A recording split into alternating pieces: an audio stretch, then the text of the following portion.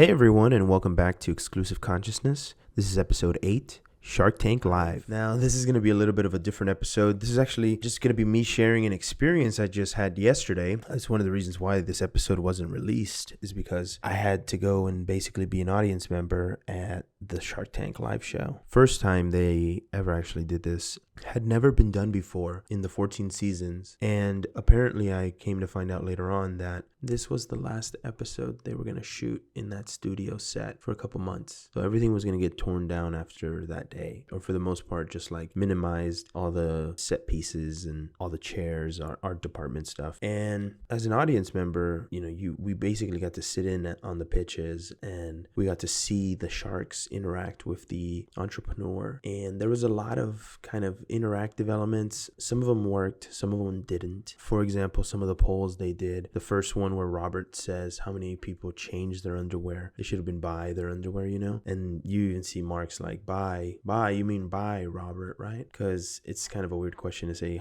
America, how many people change underwear at least once a year? Bro, we change it every day, or at least you should, try to. So there was clearly some setups and some misses, but overall I think the experience was incredible. The actual show itself, like, I enjoyed every second of it. The other stuff's just from like a technical standpoint, working in production, but in my eyes, like, I will never forget Shark Tank Live. My cousin Alan was there because about a month ago, I had applied to be an audience member for the show because I got a random email that was like, historic event that was like never been done before. And I was like, oh shit, this sounds sick. And I was like, oh, it's for Shark Tank. And I was like, oh shit, they're going to have audience members for the first time. And so I submitted, you could get 2 tickets. And so fast forward like 2 weeks, you don't hear anything because they said it's like a month away. I got in probably like 24 minutes after they sent out the email blast, and I was fast about it. And I feel like one of the advantages is to get into those things is just to like get in early. I will say that in my head, I was like, okay, I have an extra pass. I don't know who to give that to or like who to go with. But when I went back to San Antonio, I was talking to my cousin Alan, and we were kind of discussing Shark Tank because I told him like, oh dude, this crazy thing happened, and we're like, they're doing like audience members. And he was like, what? Like, dude, that's wild. Like, that would be something I would like fly out to LA for. And I was just like, really? Like you'd fly out just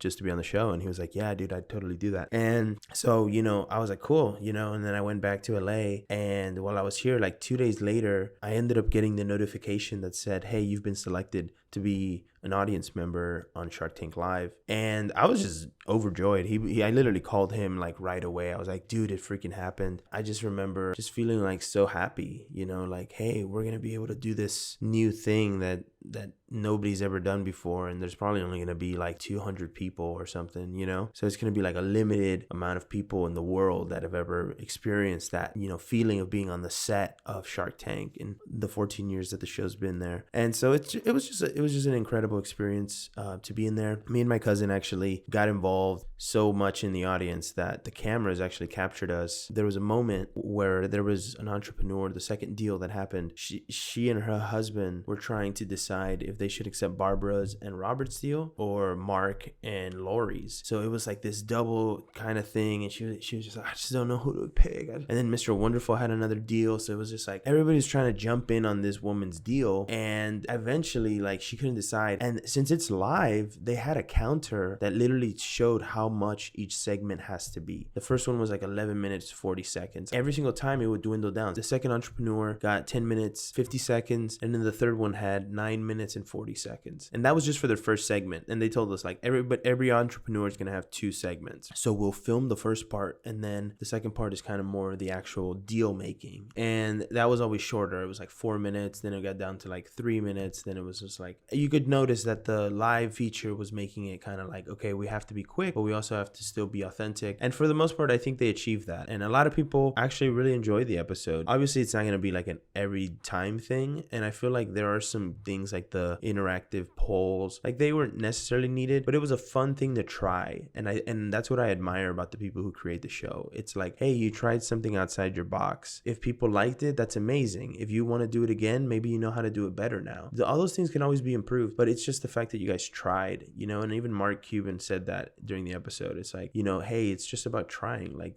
let people know. It's like, hey, do it. Go out and give it your best go. You never know what could happen. You could become a millionaire off of an idea. It's incredible what can happen in this world, and we're very gifted.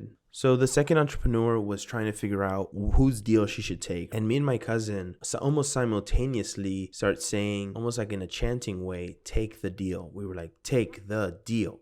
Take the deal. And then I just watched it on Hulu today, and we literally show up on camera and we're like, take the deal. And then the whole crowd starts saying, take the deal, take the deal, take the deal. Because Barbara and Robert had said, look, if we can't get your product to 100 million in 2 years, then we'll give you half your stock back. So it's 10%, but we will only own 5%. It was like a very easy choice, in my opinion, for them. So we pushed it to, get the deal with Barbara. And it was just so cool that like we actually had an effect on the episode, like that's how that's how cool like people can be, like your presence can just be like really kind of send shockwaves through live television. It's kind of an incredible thing. That's, I think, the presence of God. People just walking around, and I'll get to another story in a second about that, but eventually, the show ends and everybody's celebrating. They bring out the champagne. At this point, they're just recording that little finale you'll see at the end of the episode where they're like, thank you so much. And then they toast, and then it ends. They do a little preview for the season. After that, cameras cut. All the crew starts coming out and everybody's celebrating. It was wild because like once that confetti like exploded in the air during that champagne toast, it honestly kind of freaked me out because I wasn't expecting it. Like they gave no warning in advance at all. Like, hey guys, by the way, there's going to be a point where there's a confetti, but I guess they wanted to get that authentic like shock, like, oh wow, this is amazing, surprise. At the end of it all, we're watching the sharks kind of roam around, and one of the cool things about watching it live, and I actually ended up talking to Damien about this later on in a weird way. One of the things I noticed is that during the commercial break, the sharks make those deals that you'll see on TV where they'll go, Mark, why don't you jump in on my deal? Or Lori, why don't we team up on this? Barbara, can I jump in on that? That's talked about behind the cameras, like when the commercial break is happening. I think that's so cool to see. Damon literally would go like a shark. You almost, it was like a crazy thing. Like it was the fucking craziest thing. He would roam around the room like a fucking shark, and he would just talk to everybody, kind of doing a little FaceTime here and there, giving everybody a little attention, talking about what they want to think and how they want to play. And it was just an amazing thing to really see in person. And honestly, they all kind of do that. Mark, I would say, is the most like excited, and he's the most enthusiastic. In my opinion, he felt the most genuine. He didn't necessarily feel like what he was doing was inauthentic, and I'll get to that later on. But overall, it was just one of the coolest experiences of my life to be able to watch that thing live, and to be able to watch it with my cousin, and then to be on TV because we're just so fucking loud and being funny, take the deal, like yelling that like in the moment is just such a Latino thing to do. Like, oh, we're just gonna do it, bro. Like, how it doesn't make any sense. How could you not take the deal? Like, they're telling you either get to 100 million or you to get half your stock back. Like, that's an incredible deal. I don't think I've ever even done that. That business had guaranteed winnings, so it was just like you're buying your golden ticket essentially. It was just a fun episode, and we walk out of the soundstage. They're all kind of still celebrating inside, but we were just there to be audience members. So they start guiding us out, and they had put our phones in these like little yonder bags so that you couldn't film while the show was happening, right? Because they don't want people on their phones. It's like a live show. We went and we unlocked our thing, and at that moment, we kind of walked back to where the gates were to go back into the lot, because the show is shot on the Sony Pictures lot here in Los Angeles, in Culver City. And these gates, basically, it's like a security point. You check in there. The magic word that day was Shark Tank, literally. Like, you could just, if you were there on September 23rd and you said Shark Tank, it was an incredible thing. Like, doors would just open. So eventually, we kind of rounded out the whole day. It was over, like we were like, oh, okay, cool. Like, that was the end of the experience, and I see people still coming in and out, but all the audience people had now come out, and all the workers for the audience service had come out now. And so I was like, there's nobody else in there. And I see the gates open again, and they're just open. Like, we're standing right next to them, like 5 feet away. And I tell my cousin, I said, bro, look, the gates are still open. And he just starts moving, right? And he starts going. So I follow him, and we get inside, and I go, dude, that was awesome. And he goes, dude, I just know you, bro. Like, if you're calling out an opening, I'm not gonna question it. If I do, it's just gonna be like too many seconds, and then it's gonna close. And I told him, I said, damn, Well, I'm glad you kind of get that. We ended up going to this little like sound meeting mixer that was happening. It was like all these people had come to, like, I guess it's either like a group that meets or some sort of organization, but they were having this meeting, and everybody there was like really involved in like video games. A lot of people were like had like PlayStation gear on and like tattoos even. It was actually really, really cool. And I ended up talking to one guy that was working on Insomniac Games, actually working on Spider-Man 2. It was just a really random moment because I like saw his badge and it said Marvel's Spider-Man 2, and I was like, oh my gosh, like I played the first one, I loved it. And so I asked him about it, and I just, I was just like, is it as unique, as cool as the first one? He goes, it's even better, and it's a totally different game, and like we really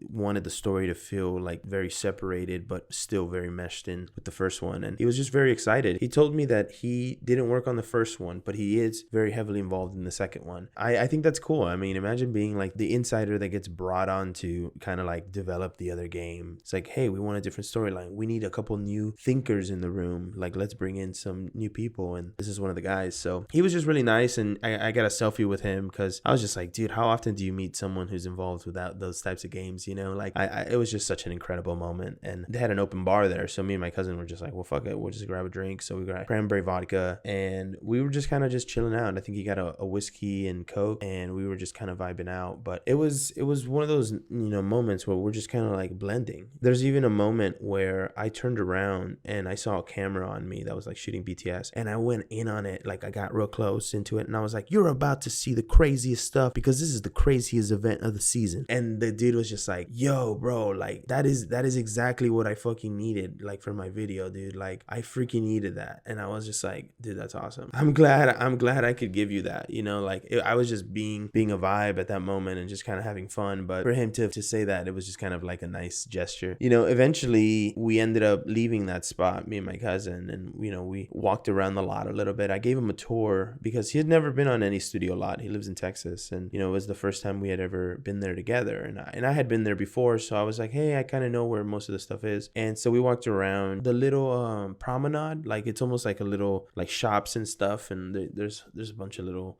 kind of stations that you can see for like different shows and movies that are being developed. So then my cousin sees the Ghostbusters vehicles, and I tell him, oh yeah, dude, those are from the original movies. And we go and he takes videos, and I take videos of him fangirling, and he gets so excited. And I had told him like, hey, the Breaking Bad RV is around here somewhere, like we just gotta go find it. And we did. It was right next to this stuff. It was right next to the Blue Mountain State shield head from the show. It's like the football helmet. And he made the funniest video, man. Like him walking up to the Breaking Bad holes and just like enjoying his life. It was just one of the coolest pieces of media I've ever captured, and it was just like you could tell he was just having so much fun. It was freaking awesome and amazing. And so we did that for a little bit. Then I had this idea in my head where I was like, hey, there is like a mural of the Columbia Pictures logo transforming over the years. I didn't know where it was. I was trying to find it, and I had to talk to somebody actually in the Columbia Pictures building, and I said, hey, do you guys know where the park is? Like there's like a little mural in like the little park. Do you know where that's at? And the guy guides me over there. So we walk, and when we get there, there's a whole ass party going on. And I was just like, oh damn, like there's a whole fucking party. And in my head, I was like, well, dude, I had already been at the other party, and we're dressed nice, right? Because they made you dress nice to be at the Shark Tank thing. So you kind of just already fit in. And we literally get there, and I go to the bar, and I see on the little thing that it's a Shark Tank, and then it's got the drinks, right? And I go, whoa, I'll take a cranberry vodka. And my cousin's like, I'll make that too. And so both of us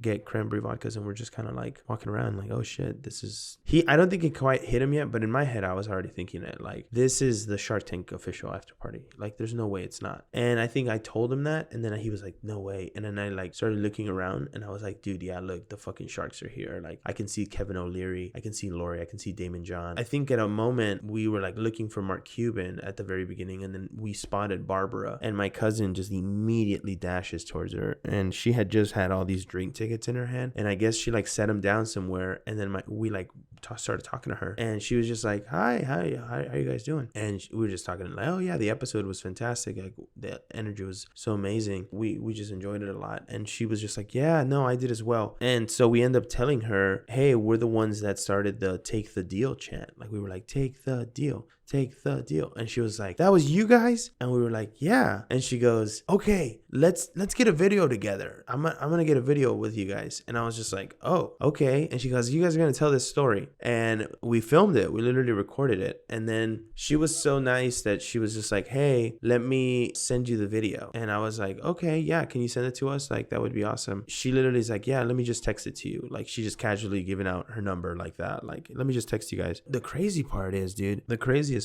that when we told Barbara that we were the guys that said that, she was like, you guys got me that deal. Like, you guys literally made that deal happen. Like, I wouldn't have gotten it without you guys. And we were just like, wow, like, thanks. Like, I really appreciate that. And she was like, I want to show my affection. And she literally kissed my cousin in the lips. And then she kissed me on the lips. And we were just like laughing about it. Like, this is outrageous, but it was kind of like a wonderful, crazy fucking moment. Like, you're just like, dude, this is a fucking billionaire. And she was just like, how do I show you how much money you just made me? And it's just flesh, you know, it's just like, it's just contact. It's just a way of showing your affection, you know? And it was just like, it was just a cool moment. It was weird, but it was cool. And me and my cousin were both just like, wow, we were already on a high that we were even in there, you know, that we had even gotten to the party and we were like now mingling with the sharks, literally swimming with the sharks. And watching all of them in kind of like their own little element was very interesting because Barbara and us just like meshed really well. And we just had a great conversation. And, you know, my cousin was like, I wouldn't be a real entrepreneur if I didn't give you like a 30-second pitch. She was like, okay, yeah, sure. She was dialed in, you know, and she was really dialed in. And she listened to like a 2-minute pitch that he was basically going through. And she really liked the idea. And she said, you know what? You should hit up the guy. And she gave him the information. I think his name was Michael Dove. She was like, that's the guy that like does a lot of the casting. So you should just, you know, you should message him, send him the video of us together that your friend just shot. Cause he asked me if I could shoot the video. And I was just kind of like, wow, this is incredible. And she was like, yeah, maybe we can get you on next season. Literally in the moment, she's like, hey, maybe we can get you on this in the next season of Shark Tank. And to me, that was just like incredible. Like, wow, life is full of surprises. Life is full of chance, and life is full of faith and risk. And it was just such a beautiful thing that we experienced in that moment. And then Barbara was like, oh my gosh, okay, I lost my drink tickets. I don't know where they're at. My cousin's like, oh, here, you can have my drink. And it was funny because I had bought him that drink and then he gave it to a billionaire. And I was just like, this is incredible. Like, the day just keeps on getting better. Like, what is going on? And so eventually they start doing a round of speeches, like the showrunner, the producer, the director, like everybody kind of goes around and says some words because the season ended. And this was the wrap party of Shark Tank season 14. It was just such a cool experience to be able to be there because, you know, everybody starts talking and like they're thanking the sharks. All the sharks are kind of like in the little area together. And in the midst of all that, some of the audience, you know, company people, like some of the higher ups, literally tap us on the shoulder and they go, hey, you guys are with our company, right? And we were like, and I didn't even say anything. I just kept sipping my drink. And my cousin was like, which company? And then they were like, our company. You're with our company. And well, I did remember wristbanding you guys like a couple hours ago. Oh yeah, I guess you're right. And so she was like, well, we're gonna have to all leave. Like we'll walk out together, but like it's not fair to everybody else that you guys are here. And I was just like, yeah, no, I totally get it. Yeah, they had their backpacks and stuff. They were like kind of already on the way out. And I told them, I said, you know, you guys shouldn't have to leave the party, if, you know, because we're here. You guys should enjoy it and stay. And they were like, no, it's okay. Like we're fine. Like we could just go all out together. I said, no, I'm serious. Like I don't think it's fair to you guys because you guys work so hard. Like you guys should just stay here and enjoy it. And she was like, okay, well maybe you guys can just like go on ahead and then we'll catch up to you guys. And we were like, okay. And so we ended up going on ahead, and eventually, you know, right before the exit, we took a left, just kind of maneuvered around it, and we didn't get caught. And we, you know, my cousin's freaking out because he just had this whole conversation with Barbara, and he's just like, oh my god, he's calling his family. He's just like, he goes, oh my god, this is like an incredible moment in my life. And to me, that it was such a happy moment. It was just filled with joy that I wanted to keep going. You know, I'm a person who's like, how far can the access go, and like who can you meet just to say you've met them? And I don't want things from people, you know. I really don't. I want to just enjoy them. I just want to talk to them and hear their story, hear their life. I don't want to use them. And it was just cool to see my cousin in such a happy place. And you know, eventually we walked back to the party, and you know, the sharks are still there. And you know, my cousin was like, I need to meet Mark Cuban. I need to be Mark Cuban. And he kind of got in his head about it, and I think he was still on that rush from like talking to Barbara and it being such a great conversation that he like when he finally saw him, he like kind of approached him quickly and was like, "Hey Mark, like, you know, the show was awesome." And then he's like, "Yeah man, like it was a really good show." And he was just like, "Dude, if you have 15 seconds, like I have a great pitch about a venue." And he was just like, "No bro, I'm not, I don't want to listen to that right now." And I told him, I said, "Let him breathe a little bit, like let him breathe a little bit." And he goes, "I'd say that's an understatement." And I just looked at Mark and I was just like, "Yeah, I could tell, bro. I could tell you're not trying to like talk business right now. Like this is the wrap party of a show that is all about business. So it's just like the last thing you want to do right now is keep working." He was just trying to enjoy himself. He was in his Mavericks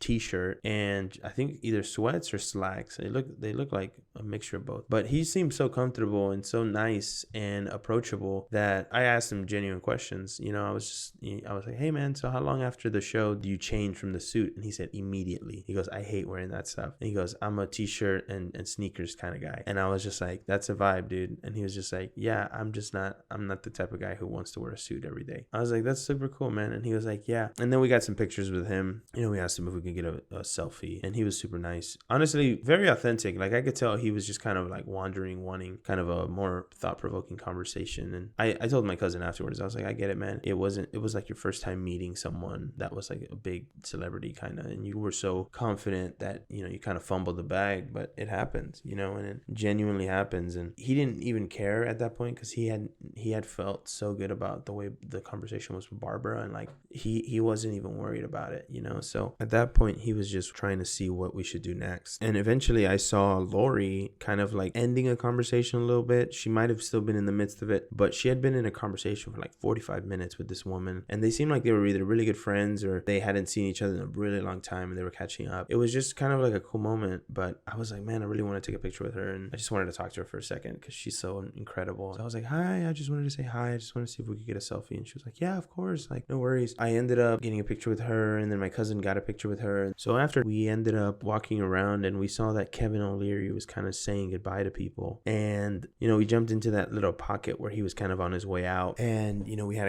a cool conversation with him about like the show and how the episode went, and he was just like loving the vibe that we were giving because he was just super fun. He was a really nice guy, like super nice and pleasant and fun to just be around. He was just, everybody was just joyful there. Like I didn't get a bad vibe from anybody, you know. And like that's such an amazing feeling to have when you're able to just not feel threatened by anybody, and you're just like, you know what, life is good right now. Life is really good. And we share with him, you know, a little bit about the deal that Mark did, right, or he was trying to make. I said, "Do you think that was a smart play, like, oh, trying to buy that pizza business?" And he said, "No, I think that would have been you know, you would have burned your money out, and you know, it wasn't worth it.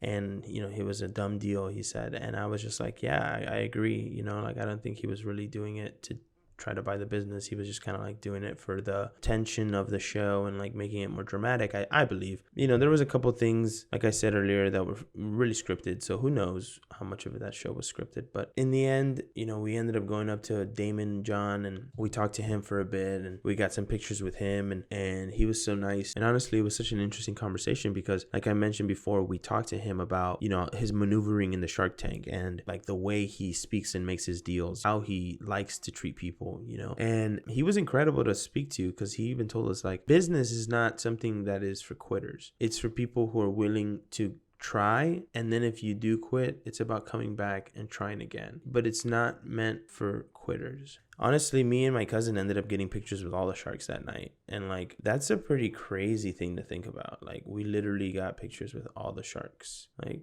wow, it was incredible, you know. Like it was one of a kind, and everybody had so many great stories and moments, and everybody was just really nice, and I really enjoyed every second of it, you know. And honestly, being able to have this experience was just God, you know. And what was wild is after all of that, the announcer of the show never is on the show. The announcer is always pre-recorded in a booth somewhere, right? And for the first time in 14 seasons, he was there. He was actually there live to perform. And I saw him leaving, And I ran up to him and I was like, hey man, do you mind if I get a picture with you? And he was like, of course. And I was like, oh, thank you so much. And he was super nice and super cool. And we ended up talking for a bit. And then at the end of like our conversation about the show, he said, well, God bless you. And I said, God bless you too. And he was like, are you a believer? And I said, yeah, I am. I am a believer. And he was just like, wow, do you know about Hollywood Prayer Network? And I said, no, I don't. And he was just like, yo, check out Hollywood Prayer Network. Like those are some strong Christians right there, and like those are people who really, you know, are deep in the faith. And I was just like, wow, okay. And me and him just had this like whole moment, and he was there with his wife and his kid, and his wife was also jumping into the conversation, and we just had this really amazing moment. And I asked him if he could pray for me. I said, hey, you know, I don't know if you'd be okay with it, but I was wondering if you could pray for me. And he did, and he laid hands on me, him and his wife and his kid, and it was just a beautiful moment, and I'll never forget it. And it was just incredible. Like, Phil, if you're listening to this, you're an amazing man, and you're a man of God, and you're an amazing human, and you're just a game changer when it comes to the whole world and how people should be and how people should treat others. And you are literally such an amazing human being, and you will make such a lasting impact on this world forever and ever. And I'm grateful that I met you. Honestly,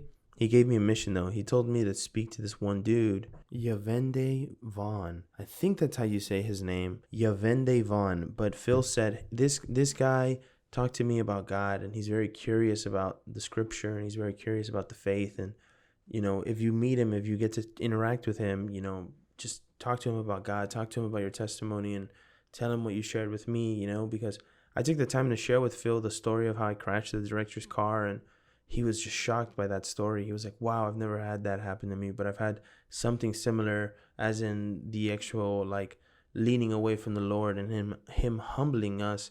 And he said, I've had something similar like that happen, but never crashing a director's car. And I was just like, yeah, it was pretty gnarly, I'm not gonna lie. And what was incredible is that I walked away from that just feeling so empowered, and my cousin was just like, wow, that was cool, like I can't believe that happened. I told him like, yeah dude, I'm honestly like so blessed in this moment. And this other dude came up to us and started talking to us, and he was like, whoa, what are you guys up like doing, like, you know, what do you guys do? And we were just kind of working the room, and he just was like, I want to connect with you guys. So we got our Instagram, and it was just cool. It was really cool to have someone like come up to us and be like, I want to know what these guys are about. And as we were having this conversation, this dude kind of walks up with this girl, and this guy that we were talking to that was in front of us yells out, Yavende, you taking off? And the guy goes, nah, man, I'm just walking this girl to the restroom. And I look over at him and I yell, Vaughn. And he looks at me and he goes, yo, how do you know my last name? And I walk up to him and I literally start talking to him about God. And I say, the Lord has a plan for you, man. He goes, don't walk away from him. Lean closer. He's going to use you to change so many lives. Just be willing to let him use you. Be open to that experience. He's going to call you. He's going to want you. So go and be ready and run to him. Run to him when he asks you. Just be faithful and run. And this man was like, wow, okay, wow, this is incredible. Like, yo, what, like, how, what, you know? And he goes, I've never, I didn't know this was gonna happen. I didn't know this was gonna happen tonight. He goes, this is incredible. And he goes, wow. And I just kept speaking life into him. I kept letting the Holy Spirit speak, and he was just so empowered, and he felt so great, and it was just such a cool moment. And I was just so grateful that I was able to meet him and meet Phil and have that moment where Christ is at the center of everything, despite meeting the millionaires and billionaires that were there, despite getting to attend the show live, despite having my cousin there. At the end of the day, it's about God. It's about giving him the glory. And I give him all the glory for everything that happened on Shark Tank Live. So now my cousin takes off. So we all kind of end up walking away from the party. And as everybody's walking away, I'm walking with like some of the crew people. And I start talking to them about the show and like the season. They're like really kind. And we end up kind of walking back to the soundstage where the show is filmed. And I was there and I was like, you know what? I'm going to get a picture of the inside. You know, I'm going to just go in. And I could tell that they had pretty much like already started tearing a bunch of the stuff down. But I got a video on Mark Cuban's chair, and I was just like, who's gonna invest? Where are all the other sharks? I was just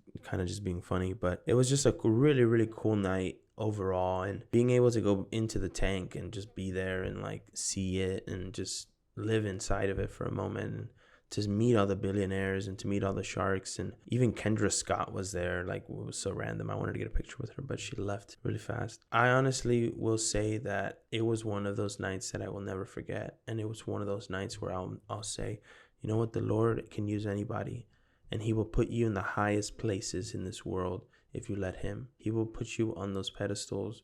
He will literally say, if you are obedient to me, then I'm going to make you the speaker of the people. And it's such a great experience, and it's such a lovely life that this one was just one for the books. And I just wanted to share that. I know it was a little different. It wasn't like a topic, but it was an experience, and it was an experience of a lifetime, and I will never forget it. I have Barbara Corcoran's number. She kissed me on the lips. It's crazy shit.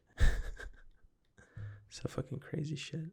Fucking talked to Mark Cuban, mingled with Damon, learned about Kevin's life, interrupted Lori's conversation. I just mingled with the sharks. It was just a vibe. It was just a fucking vibe. And I will never forget it. And I'm so happy I got to do it with my cousin. And I just wanted to say that's the end of the story. And that's the end of the episode. So thank you guys so much for tuning in. And I'll see you next week.